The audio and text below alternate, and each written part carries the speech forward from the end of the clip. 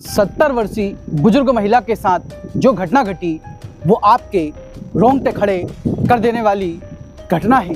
जी हाँ, पहले एक लड़की ने, यहाँ पर जिक्र कर रहा हूँ एक लड़की का, मतलब जो जुर्म किया है वो एक लड़की ने किया है।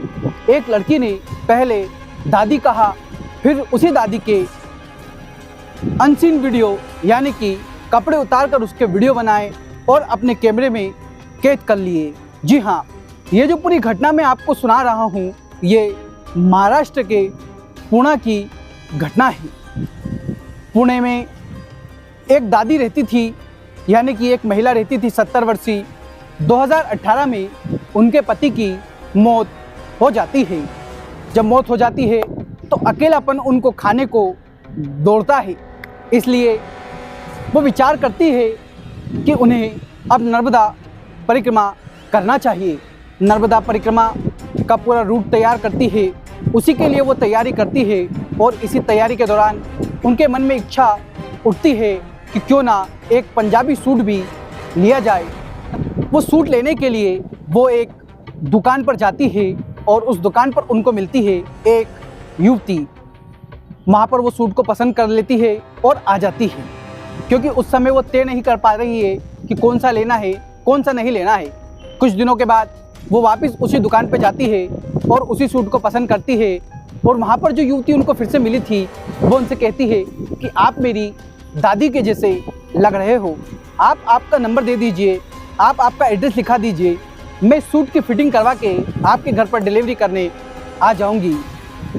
बुजुर्ग महिला को भी लगा कि चलो ठीक है, इस अनजान शहर में कोई तो अपना मिला, अपना नंबर दे देती है। वो लड़की अगले दिन सूट लेकर के इस बुजुर्ग महिला के घर आती है और बढ़िया इसको सूट डिलीवर करती है और आसपास घर में देख लेती है कि क्या है, कौन है, क्या नहीं है।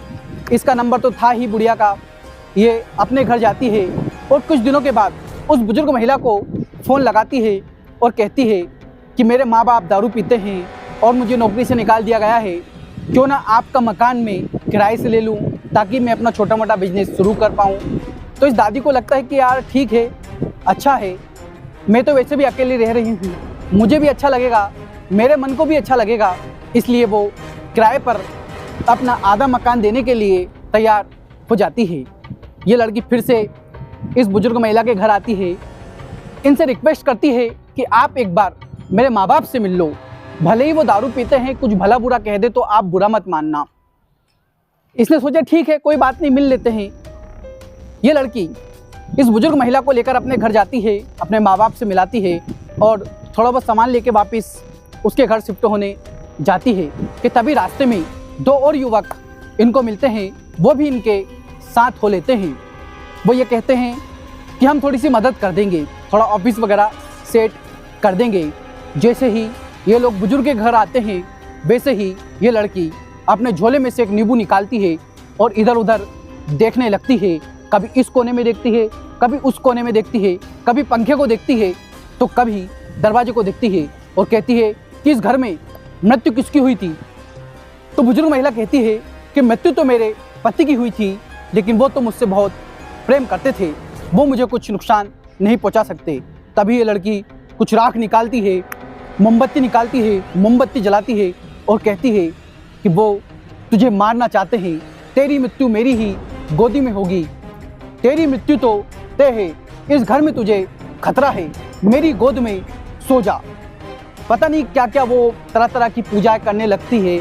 ऐसा करते करते शाम के 4 बजे से लेकर सुबह को 3 बज जाती है और अगली जब सुबह होती है तो वो जो बुढ़िया थी वो इस लड़की के घर में, जो झुग्गी झोपड़ी में जिस घर में इस लड़की के माँ बाप रहते थे, उस घर में खुद को बंधक पाती है और उसे बंधक बनाए हुए लगभग 6 दिन हो चुके थे जब उसको होश आया।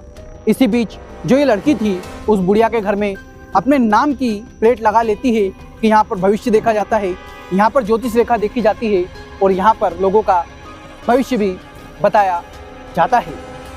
अब उस बुढ़िया को इस लड़की के घर में उनका एक हेल्पर सिर्फ खाना देने के लिए आता था, जिसका नाम था पुरुषोत्तम। बेचारा पुरुषोत्तम बहुत भला इंसान था। वो इस बुढ़िया को वहाँ से रिहा होने का रास्ता बता देता है। एक दिन उस घर में कोई भी नहीं था, ऐसी अनुपस्थिति पाकर ये बुढ़िया वहाँ से बाहर निकल जाती है और भागते भागते अपने घर आती है। और जब इसके घर पे नाम प्लेट देखती है तो इसकी आंखें खुली की खुली रह जाती है। जैसे तैसे ये अपने सामने वाले पड़ोसी के यहाँ जाती है और पड़ोसी को सारी घटना बताती है। तो पड़ोसी कहती है कि मैंने आपको बहुत ढूंढने की कोशिश की लेकिन आप नहीं मिले। तब बुढ़िया पुलिस स्टेशन जाती है और पुलिस स्टेशन में वही होता है जो हमेशा होता आया है। उल्टे पुलिस वाले इसके ऊपर केस दर्ज करने के लिए कहने लगते हैं, दबाव बनाने लगते हैं कि तुम ही काला जादू करवाती हो। इस बुढ़िया के पास एक आईपैड था। जब इसके बेटे को ये कांटेक्ट करती है, सारी घटना बताती है, इनका बेटा जैसे तैसे पुलिस वालों से बात करता है, पुलिस वाले नहीं मानते हैं तो वो खुद विदेश से अपने देश को आता है और बड़े अधिकारियों से बात करके FIR दर्ज करवाता है। उसकी माँ का टैबलेट भी उनसे हासिल करता है और जब टेप देखता है तो उसकी आंखें खुली की खुली रह जाती है, क्योंकि इस लड़की ने पूजा करवाते समय बुढ़िया के पूरे कपड़े उतरवा लिए थे वशीकरण करके, और वो सारे फोटो उस टेप में थे। बड़ी मुश्किल से इसको लगभग 1 साल वृद्ध आश्रम रहना पड़ा, तब जाके इनको अपना घर भी हासिल हो पाया।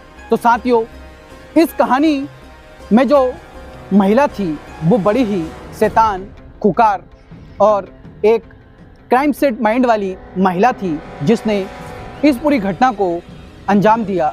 लेकिन सच को आँच नहीं होती, सच को कितना भी दबाया जाए एक दिन सच सामने आ ही जाता है। तो साथियों, इस कहानी को सुनाने का उद्देश्य किसी की भावना को ठेस पहुंचाना नहीं है।